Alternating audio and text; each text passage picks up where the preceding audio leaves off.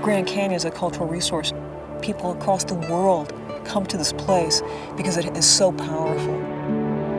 If you pulled somebody from 1905 out of history and had them come and visit the El Tovar today, they would immediately feel at home. Where can you sit in a dining room and see what's here?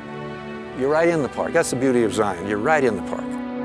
Grand Canyon Lodge, it's beautiful, it's historical, it's built in the classic log and beam style of the grand old lodges of the West.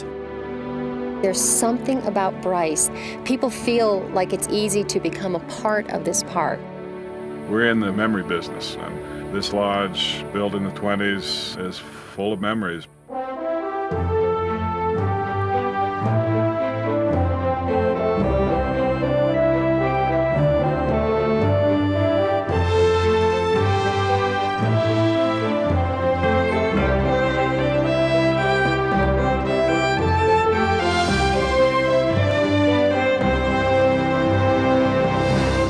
Production of Great Lodges of the National Parks was brought to you in part by M.J. Murdoch Charitable Trust, the Arthur Vining Davis Foundation, and by contributions to your PBS station from viewers like you. Thank you.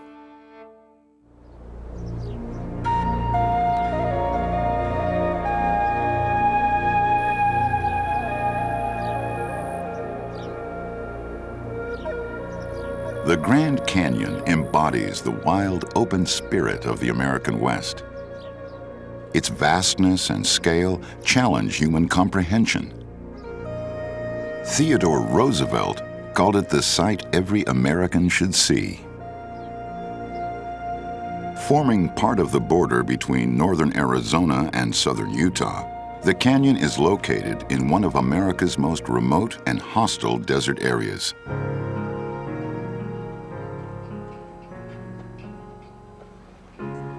El Tovar, situated on the south rim, is a fitting addition to the canyon.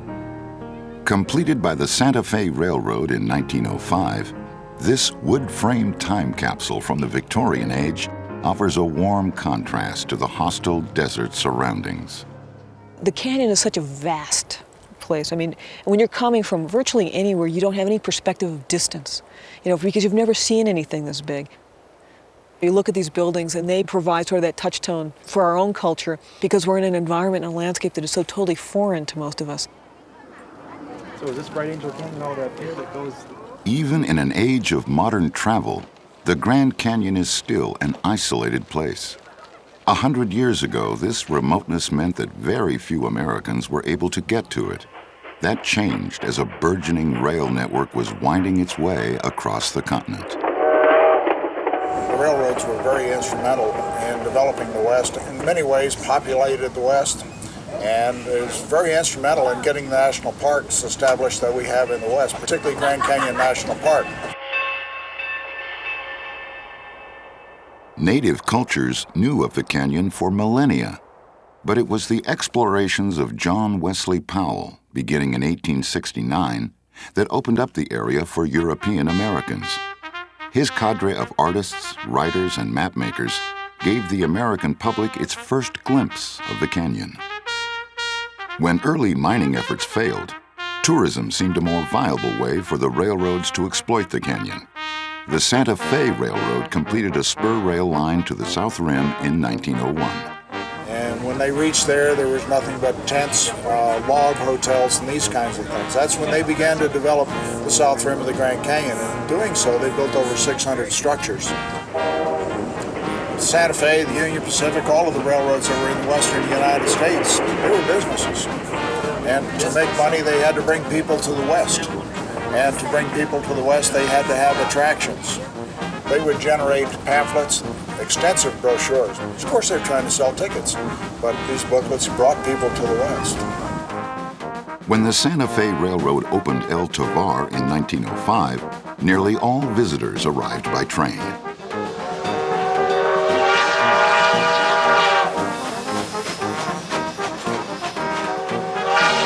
Today, visitors can choose to arrive the same way.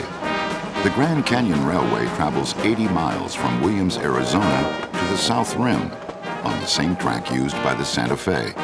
It provides a sense of the turn-of-the-century arrival experience. Riding the rails today, 100 years after this railroad was built, is very similar to that time. Very little has changed. They are a comfortable, peaceful way to travel. We can go to the south rim of the Grand Canyon in complete comfort, just sitting here and watching history go by and enjoying a nice grain ride. The Grand Canyon Railway delivers passengers to the only standing log train depot still in use in America. Let's go out and have a good time. Okay, thank you, sir. You betcha. Take a lot of pictures of that big hole in the ground. Here, just as a century ago, their eyes are drawn upward to the beautiful El Tovar. El Tovar was the vision of Illinois architect Charles Whittlesey. He designed buildings throughout the West, but this is his only structure in a national park. Built of northwestern firs and local limestone, El Tovar combines the styles of an enormous European villa and log cabin. More like a hunting lodge than desert hotel, its wood joinery, varied roofline, and protruding log beams might look more at home in a mountain setting. If you read when the building opened, it gives these references to Swiss and Norwegian architecture. And it's the craftsman, romantic movement of Europe being brought to America, and the Americans trying to decide what is the appropriate architecture and what would their customers be looking for in a natural setting in what becomes a national park. It was certainly a very welcoming destination for folks who travel for days to get to this very isolated place. You know, I mean, we're out in the middle of nowhere.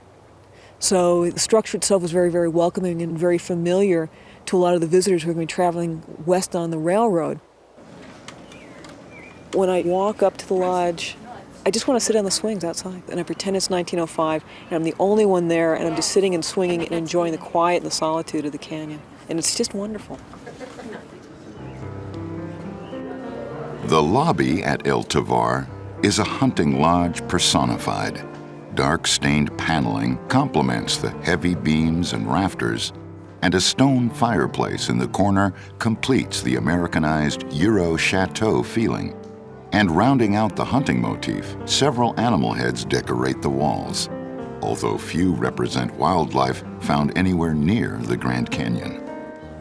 The lobby has rustic elements, natural use of logs. You find other use of wood in other stylistic ways that tend to look like a Swiss or Norway villa.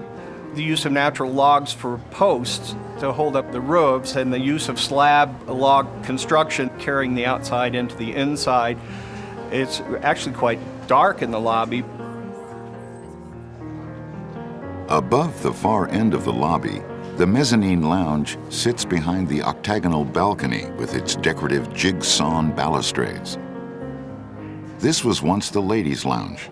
Here, in the classical manner of the Victorian era, women would retire after meals to chat. Today, it offers access to El Tovar's 78 guest rooms. The lodge features two adjoining dining rooms. One, a converted porch, features massive picture windows with views of the canyon. The main dining room is flanked by two stone fireplaces and is lit by distinctive copper fixtures added in a 1979 remodeling.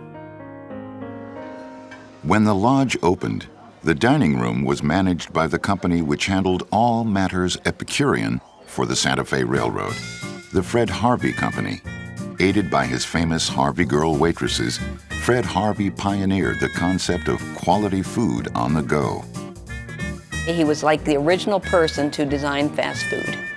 He developed a system where people could go in, sit down, and eat a nice 4 or 5 course meal in about 25 minutes at a train stop.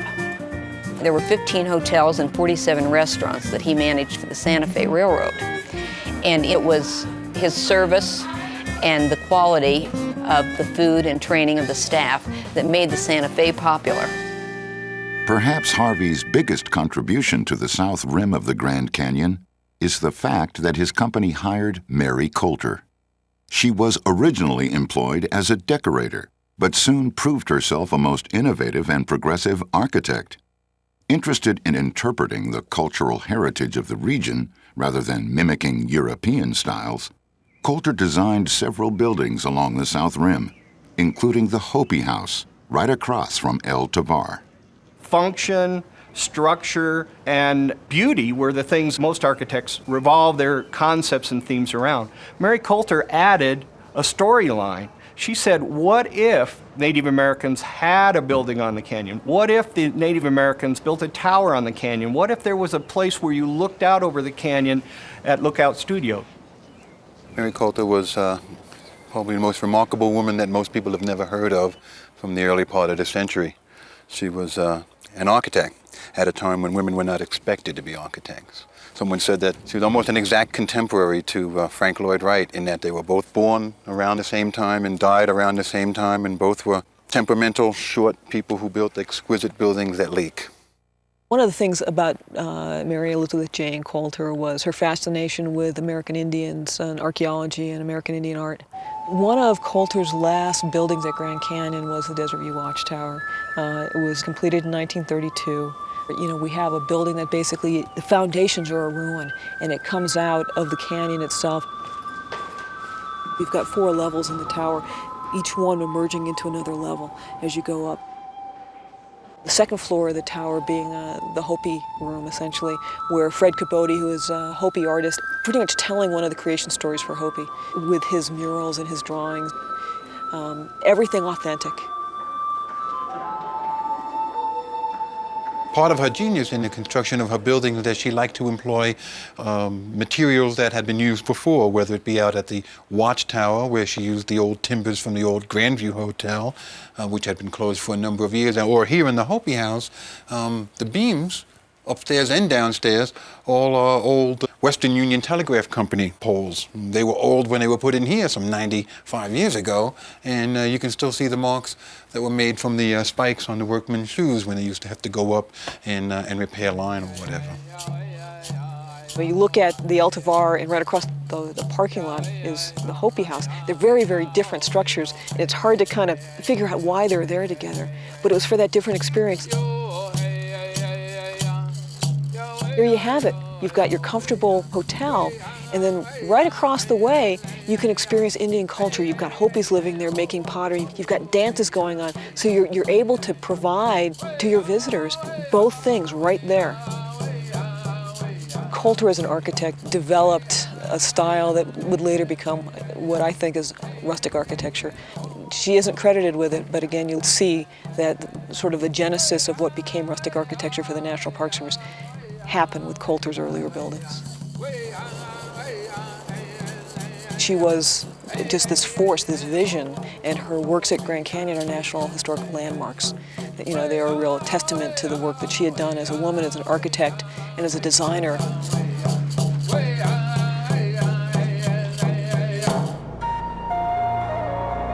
Soaring high over these man-made landmarks along the rim, California condors are reminders of the canyon's rich natural history. Though nearly extinct before a reintroduction program started a few years ago, condors now fly over the canyon almost daily, a fitting adjunct to this wild environment. They love the canyon habitat. And I think there's about 21 now that are in the wild, just circling the area. They're very curious animals, and they're very social animals. So they just like to go hang out and just kind of check out all the people on the rim. And so you'll see them on any given day. The condors reflect the wild and untamed spirit of the canyon. Their graceful flight a contrast to the stoic solidarity of the rocky walls. The buildings of 2 distinctly different architects provide a similar contrast along the rim.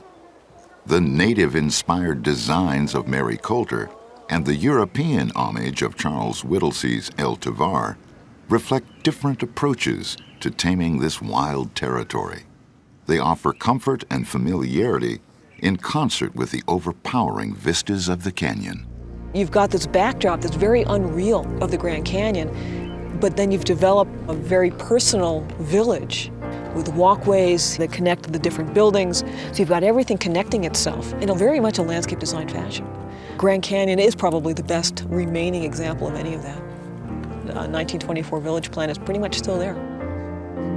There has to be places like this so that we remember what the West was. You know, a lot of folks come here and they take away something they weren't even looking for. The fact is they walk away feeling something that they didn't bargain for. They're recharged. They're really connected again to wide open spaces, to wonder. Awesome is the word that's used way too much. This is awesome. This is awe-inspiring. Santa Fe's El Tovar would be the only railroad lodge in the Western Canyons for the next 20 years. But soon, competition would come from the Union Pacific Railroad, beginning in southern Utah at Zion National Park and Zion Lodge. Located in the rocky center of Utah's canyon country in the southern end of the Colorado Plateau, Zion National Park offers a glimpse at a unique and seldom seen view of a canyon, the bottom. Grand Canyon is very grand, and Zion is almost the opposite of that. Rather than being at the top and looking down, you're in the bottom of it, and things are real cozy around you. They're just totally different, and I think the word intimate is the one I would use for this place. Built in 1924, Zion Lodge is a simple, rustic building forming the centerpiece of a community of cabins. This arrangement of day lodge and overnight cabins affords a more bucolic approach to staying in a national park, a far cry from the elegant El Tovar. What the lodge does here is that it allows people to come into the park, spend an evening here, and get to experience the canyon in a way that the person who simply drives through the park doesn't get that same experience. Where can you sit in a dining room and you see what's here? You're right in the park. That's the beauty of the lodge. You're right in the park. You can sit on the patio and you can see the park. You can live the park. And it's a great experience to spend an overnight at the park. Zion Canyon was set aside as a national monument in 1909 and incorporated into the National Park Service in 1919. The newly formed federal service was under the guidance of Stephen Mather, its first director. Mather did believe that for people to support the national park idea and these magnificent places, they had to be accessible to people. Well, the Union Pacific Railroad and others throughout the West saw building lines and taking people to national parks as good business. So Mather encouraged them to build spur lines to national parks and then ultimately lodges and restaurants and places where people could stay once they arrived. This was the nature of the railroads that were in the West. You just didn't create an east-west road. You had to reach all the areas that were adjacent to it. And so they began branching south into southern Utah, and that line ran through Cedar City, Utah.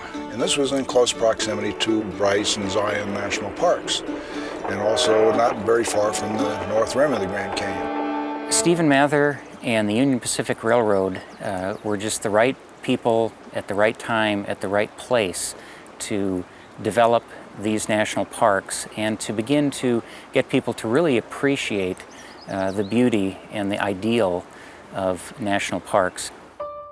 The Grand Canyon's more remote north rim and nearby Bryce Canyon were also being developed into national parks. Eager to compete with the Santa Fe, the Union Pacific Railroad came up with an innovative plan. Under its subsidiary, the Utah Parks Company, the railroad would build lodges at all three parks and link them with motor coaches running from a train stop at Cedar City, Utah, about 60 miles from Zion. The coaches would take visitors to each park in turn. They called it the Loop Tour, and all three lodges became known as Loop Tour Lodges. They had 40 of these 10-passenger buses that they ran to the various parks. The first night they would stay in Zion, or maybe 2 nights. then drive from here to Grand Canyon, and there it was always a 2-night deal. Then from there to Bryce Canyon for 1-night stay. Then from Bryce back to Cedar City. By 1928, each of the 3 parks had a lodge. Mather felt that these destinations needed a different approach than a single grand hotel like El Tovar. Instead, he insisted that all 3 parks be a community of rustic overnight log cabins with a day lodge as the centerpiece. To fulfill this vision, Mather turned to a man whose name would become synonymous with rustic park service architecture, Gilbert Stanley Underwood. There was this concept developing as to what should be the architecture in our national parks, and Underwood was there at the very beginning of this process. And the designs of Underwood in the parks in the West are certainly ones that bring a strong sense of architectural design and this idea of Park Service rustic architecture. I think Underwood's vision for all of the cabins in the national parks, or any of the buildings in the national park, were to make it look like it was a part of the landscape, to look like it was growing out of the land. Judy Roselle's grandfather was the first superintendent of Zion National Park. She grew up here with her 2 sisters. Today, she is the chief of concessions at the park. This is one of our historic Western cabins. There are 40 here that are left from when the original lodge was built, and this is one of the original rooms. The chair over here was built by the company that built the original chairs for the lodge, and it's an exact replica of the chairs that were here at that time. The fireplace over here is all the original rock work. We've done some restoration in the last couple of years to try and bring this as close as possible to the historic authenticity of the cabin. Though Underwood's vision lives on in the cabins, it has sadly been lost in the lodge. The original Zion Lodge was completely destroyed in a fire in the winter of 1966. There's a little story about this old tree. I was born in 1925, about the same time that the lodge was built. And I have pictures of the early lodge, and this tree isn't here. You know what? That makes me older than that tree. And that in itself is just a little bit scary. Carl Croft has spent the majority of his life working in the Loop Tour parks. As the chief of maintenance at Zion, he witnessed the disastrous fire. I was in the office in Cedar City one nice January day in 1966, and the caretaker from down here called me up and he says, "Carl, we got a problem. The lodge is on fire, and I think we're going to lose the whole thing." That was a terrible disaster. During my time as manager, that's the worst thing that happened. It had gutted to the point where there's no use trying to do anything with it, so they tore it all down and started all over again. From the day they decided to build it till the day we were in it, it was 108 days. The railroad did the design work, and it was a hurry job. There we are. Thank you very much. Though perhaps not as rustic or charming as the original, the new lodge does maintain the historic purpose as the park's central meeting place and dining facility. The stone pillars in front of the lodge reflect the natural feel of Underwood's vision. They have been restored to match the original rockwork that can still be seen in the auditorium fireplace, the only surviving structure of the old lodge. The lodge and cabins provide a convenient springboard to explore the park. A massive canyon carved by a river, Zion offers some one-of-a-kind hiking experiences. The Virgin River has been cutting down through the Navajo sandstone, and it has finally reached the shale layer, and that eroded away more easily. From that spot downstream, the canyon is widening. If you walk up to that spot and continue on, you'll find that the canyon is very narrow and remains narrow and very vertical. So it's a change in what erosion has left behind for us to see. One of the things that is unique about Zion is that it reminds us that we are very small in a much bigger world, a natural environment that's very encompassing. These walls are very comforting to a lot of people, and the color of them and the sound of the wind. and the sound of the river moving through the canyon. And we very much become part of the natural environment here, and it's easy to become part of it. I just think it's one of the most spectacular parks. I know that it's often been called a Yosemite done in colors. It's just incredibly beautiful, and every day that I come up here, I see something different. I think it depends on what they are looking for, what people will find in Zion. If they're looking for someone to entertain them, they might as well not come. But if they're looking for peace, if they're looking for beauty, they will find it.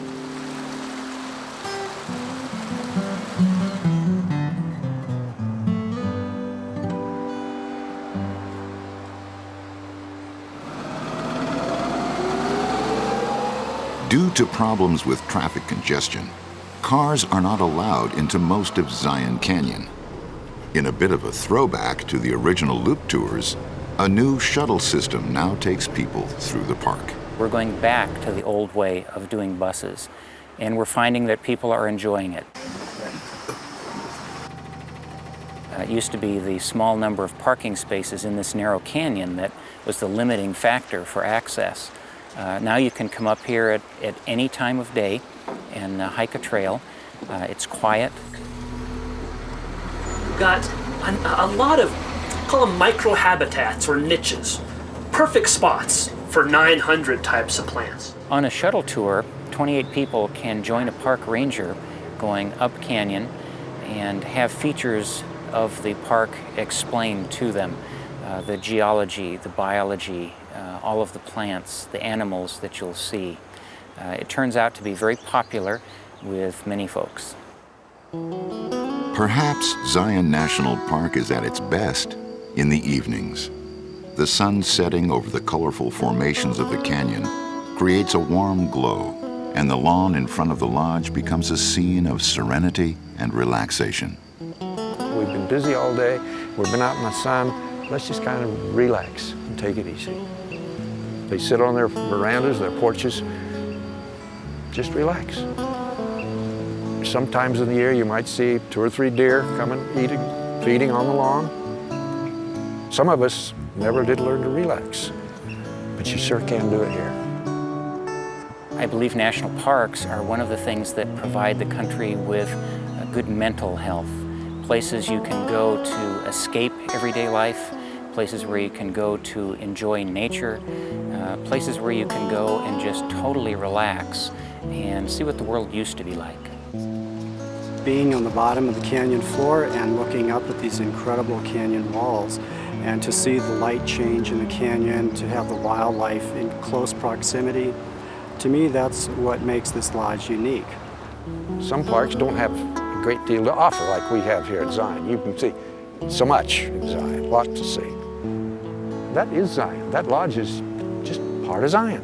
It comes with the canyon. Zion Lodge was the first stop on the old loop tours.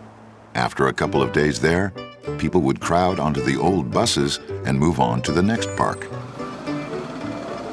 Today, many people follow the old loop tour route, visiting the parks and lodges in the same order. The next stop on the loop tour was the north rim of the Grand Canyon and the Grand Canyon Lodge. It was the middle stop of the tour, located in a remote area of northern Arizona. It was once a drive of many hours until the completion of the mile-long Mount Carmel Tunnel, which cuts through some of the hazardous mountain passages. The drive between the two lodges is a paradox of geological and natural experience. The eroded landscapes of southern Utah give way to large stands of tall ponderosa pines, and it becomes hard to believe that one is headed for one of the world's largest canyons. Like the other loop tour locations, the design of Grand Canyon Lodge was the inspiration of Gilbert Stanley Underwood. His great genius at the North Rim is that he manages to conceal one of the biggest holes in the world. Underwood's vision was really to bring people up to the lodge and have them leave their buses and come into the front entrance of the lodge, into the lobby, without seeing the Grand Canyon. And then they saw this light emanating out of a lower room and saw huge windows there. So they went down the stairs, and then they went out into this, what we call the sunroom, and all of a sudden, boom, there it was. What do you think? Look at that view. It's a long way down, isn't it? Early development was slow in coming to the North Rim. Though only 8 miles across the canyon from El Tovar on the South Rim, the two lodges are separated by hundreds of miles of mountain roads. Even today, it is much less developed than its sister to the south. Envious of the Santa Fe's success with El Tovar, the Union Pacific Railroad was eager to build accommodations in this virtually untouched region. The result was one of the finest examples of rustic architecture ever built in a national park. The original lodge was like a Spanish fort, and it had a very high tower. Maybe Underwood absorbed some of the early history of the Southwest, with the Spanish coming in here and then trying to find, fabulous cities of gold. And maybe some of that romance was in the building itself. Underwood's use of local materials and the lodge's natural blending into the rock of the canyon has prompted some to suggest that perhaps this legendary architect of the 20th century may have been influenced by that overachieving decorator from the South Rim, Mary Coulter. I think that Underwood was influenced greatly by Mary Coulter's work on the South Rim, because she integrated her structures that she built for the Santa Fe Railroad with the rim rock itself. And it's the same here on the North Rim, that the limestone cliffs that the lodge is built upon are integrated into the building itself. Completed in 1928, the Grand Canyon Lodge was a triumph of rustic architecture. It was, however, to be short-lived. In a repeat of a story heard far too often in the history of these lodges, it was lost in the fall of 1932 in what is still the largest structural fire in the Grand Canyon's history. Carl Croft was a small boy when it happened, and his father was the chief of maintenance.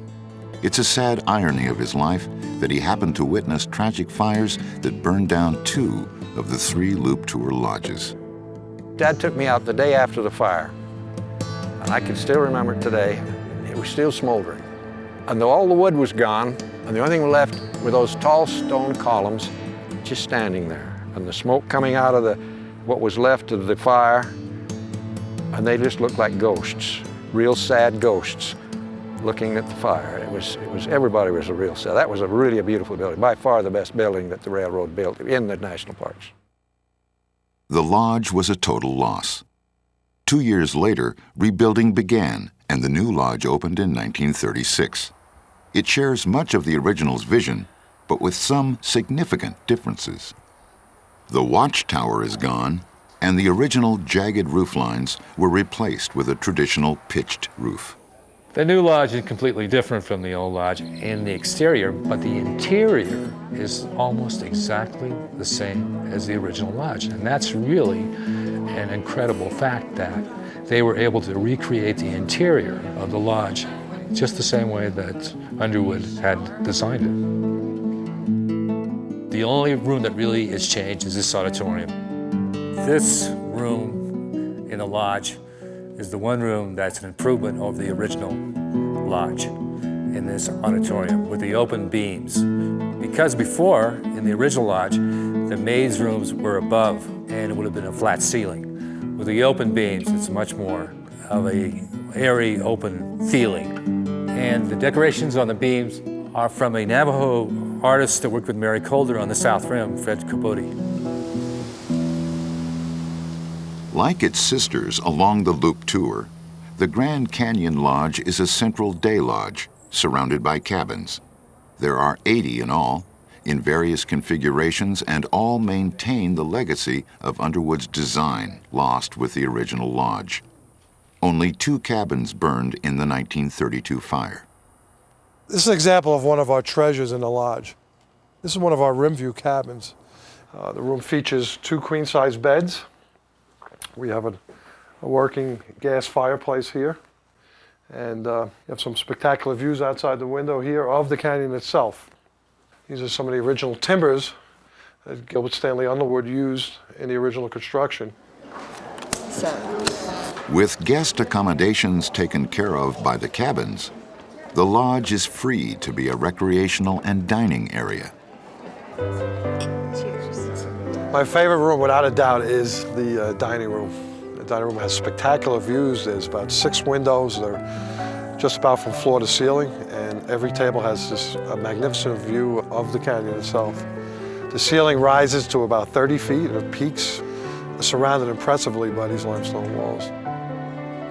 The timbers in the lodge structure themselves are ponderosa pine. They were harvested in the 20s and 30s from an area just 70, 80 miles north of here, and that's what is used throughout the lodge.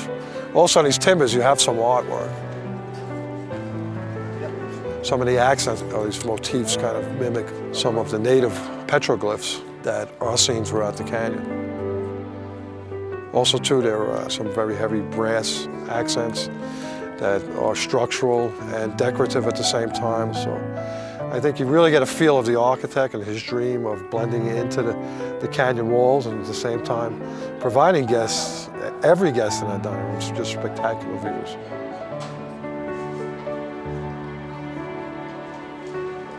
In the sunroom, large picture windows frame the canyon like an enormous piece of art. Its mesas and formations seeming a continuous painting, split into 3 murals on the walls of the lodge. The sunroom is just this room with large windows that overlook the canyon and provides an opportunity throughout the day, no matter what kind of weather, to view the canyon and both do sunsets and sunrises. People's reactions when they come in the lodge and they see the sunroom isn't very verbal. I think it's more physical. It's more a body reaction that they get drawn and single-mindedly go towards the view. The thing is that you can't take it all in, and you can't take it for very long, and so they back off. And even in my own experience is if you can take your eyes off the canyon for a while and then gaze at it again, you start seeing detail. But if you take it all at once, it's overwhelming. The Grand Canyon does look unreal, and the reason it looks unreal is because there isn't anything else on the planet that looks like it. And when your eye views it for the first time, you know you're looking at something very, very unusual.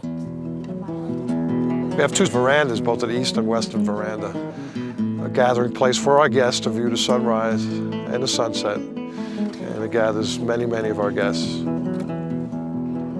The evening in the lodge is probably the best time of the day because people are more relaxed and people are out on the patio and they're sipping cocktails, or they have their feet propped up on the wall, and the families are out there and everybody's mellow. There's more contrast and more color, so it's more appealing time for your senses to take in the Grand Canyon. It's a very relaxed atmosphere. When we first got to the lodge, I think it was an overwhelming experience. I mean, it was just looking into the lodge and seeing the architecture and the beam ceilings and the chandeliers, and then coming into the sitting room and seeing the windows and the vista. It just kind of takes your breath away.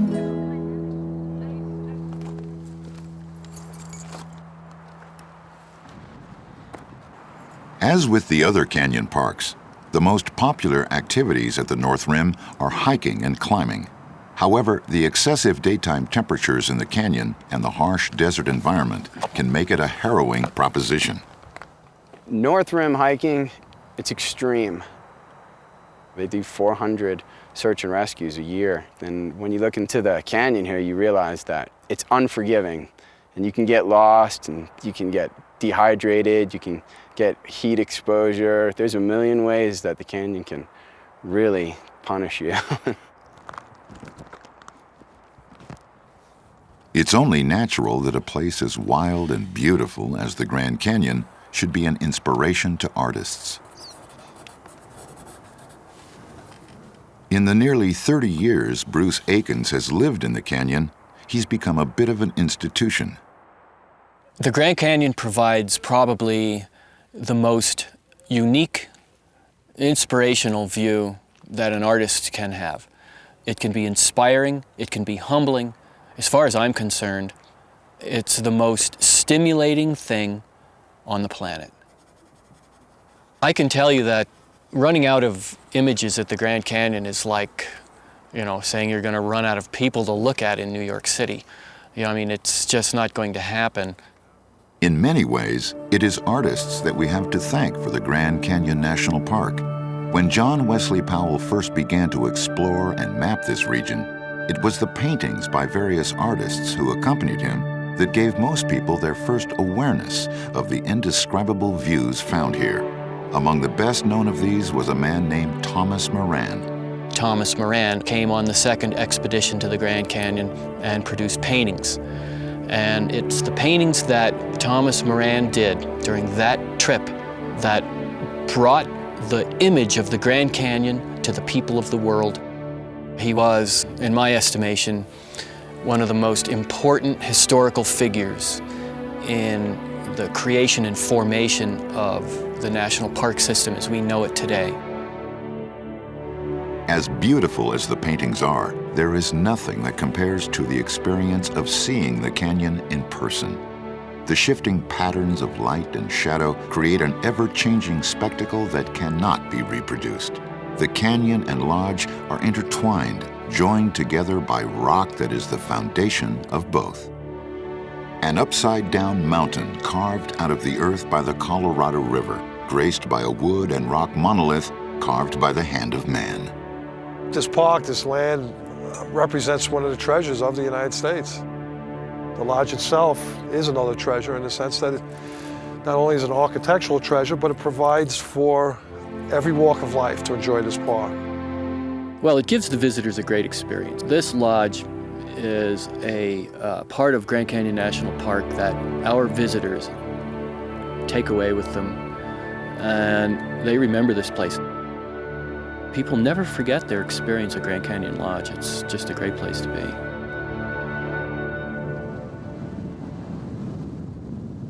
After the Grand Canyon, the tour buses would once again enter southern Utah to take passengers to the last stop on the Loop Tour, Bryce Canyon Lodge.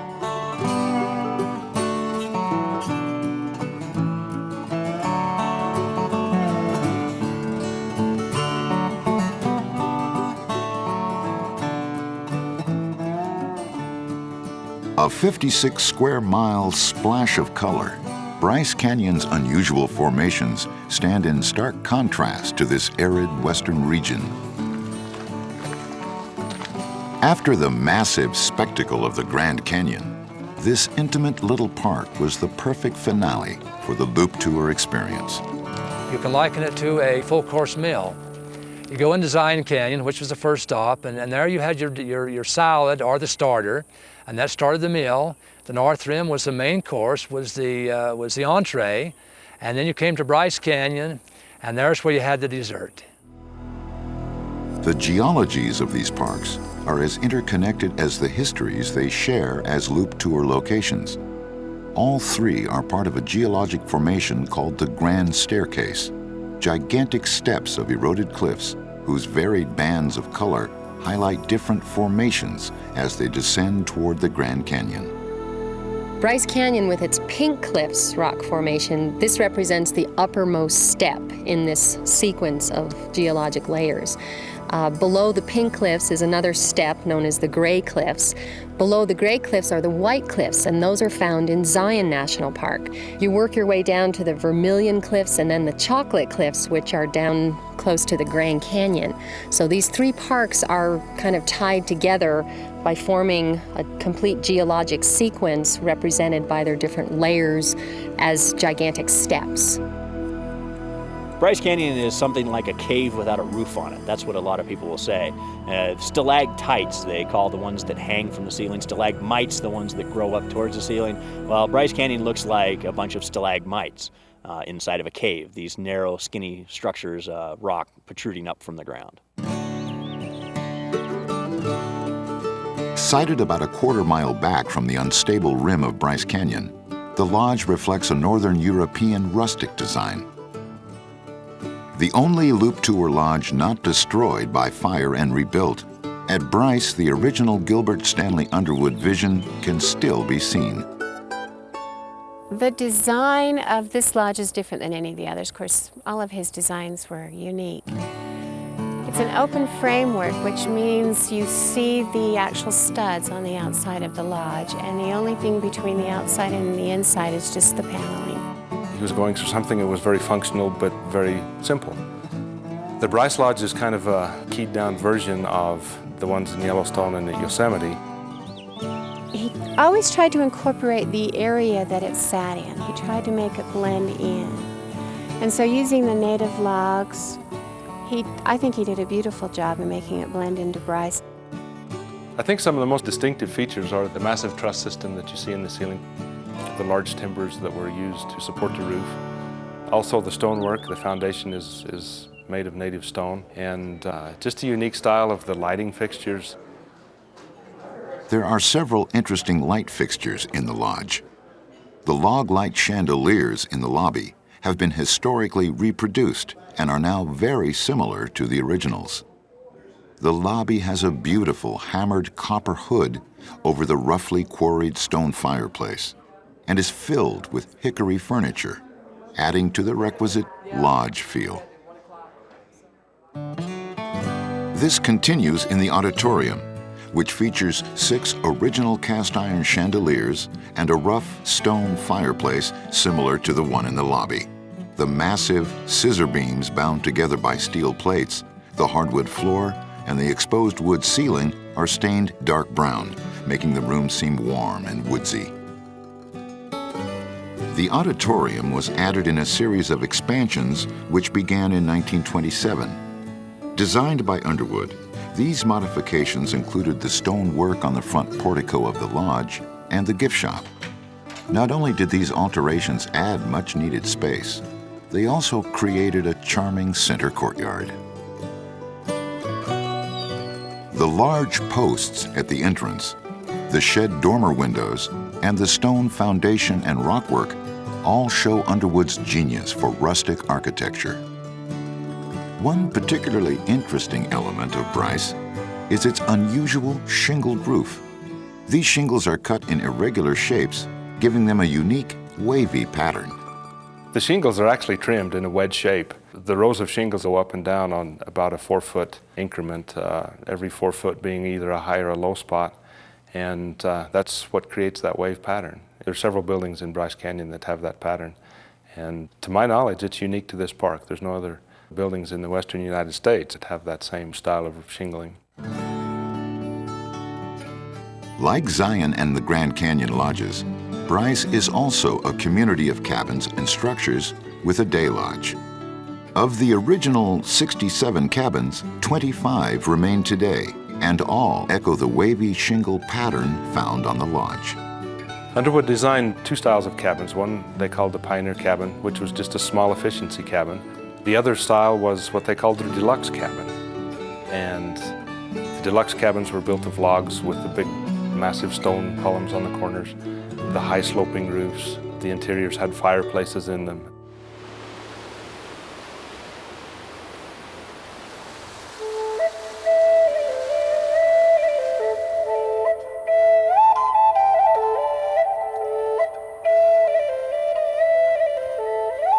Bryce, I think, is just so special, and we hear this so much from our visitors. They say Grand Canyon is so massive and so grand, and Zion is beautiful, but there's something about Bryce that they just love because it's a relatively small park, and they call it intimate. It's very easy to get down on the trails. You can hike only a mile or two, and you can be right among these delicately carved formations, and people feel like it's easy to become a part of this park. Wall Street is a deep, narrow slot canyon that is part of the Navajo Loop Trail, and it's a very popular stretch of trail. And what Wall Street is one of those deep vertical cracks, which geologists call joints, that are throughout this Claron Formation. Those cracks are the pathways for water to get down in and erode away some of the rock and then widen the crack. The most dominant feature at Bryce are rock formations called hoodoos. Looking like the remnants of ancient castles, these tall spires of stone are unique to this area. A hoodoo, that's the name that we give all of these intricately carved, unusual rock formations that Bryce Canyon is so famous for. The word hoodoo actually has two definitions. One is a pillar or odd-shaped rock, and the other definition, which is a little more intriguing, would be of African origin, and it means to cast a spell or cause bad luck. Well, it's starting to light up over there, huh?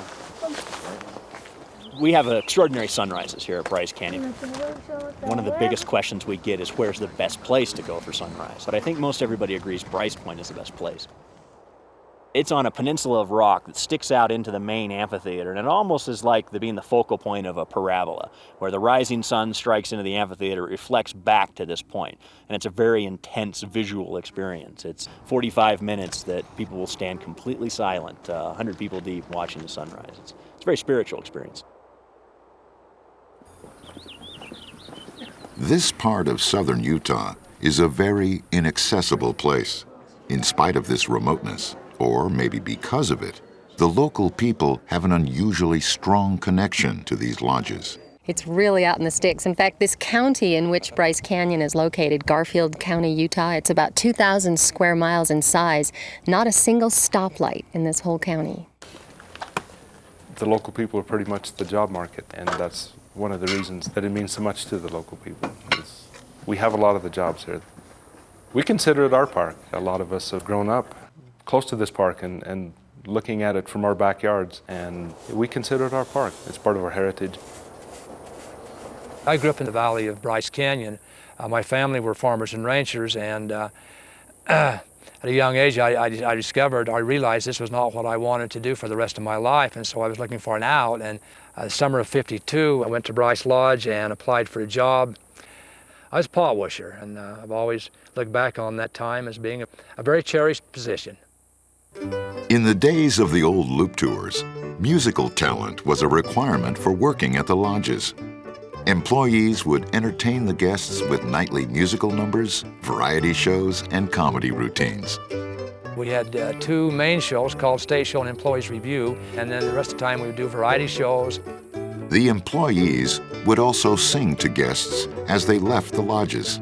Called a sing-away, these parting musical numbers would be a loop tour tradition for nearly 60 years, lasting until the Utah Parks Company turned the lodges over to the Park Service in 1972. The bus would pull up in front, and they just come and get everybody out of all the departments and just have them all go out on the porch and line up, and then we'd start singing. It's a special song just for Bryce that has stolen little bits from other songs. Every few years, some of the old employees get together at Bryce and share memories of working at the park. Sometimes they even perform sing-aways, just like they did in the past. On some of these nostalgic occasions, the Park Service brings out an authentic old loop tour bus. These people are former employees. They come back to find the magic again.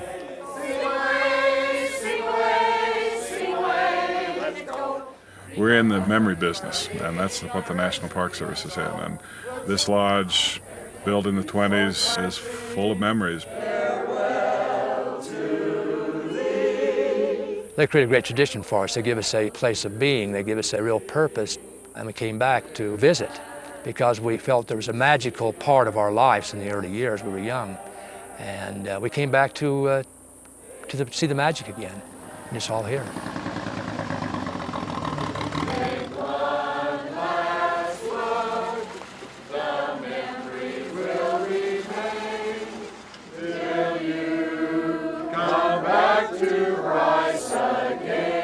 We really are the repositories of the natural and cultural resources of this nation. We are the greatest libraries that the nation has of what it means to be American, whether we're talking about the natural resources that you can see looking off the rim, or to talk about the cultural resources, the history that's truly the fiber of America. Explore the great lodges of the national parks and download a screensaver at PBS Online. Set your browser to pbs.org.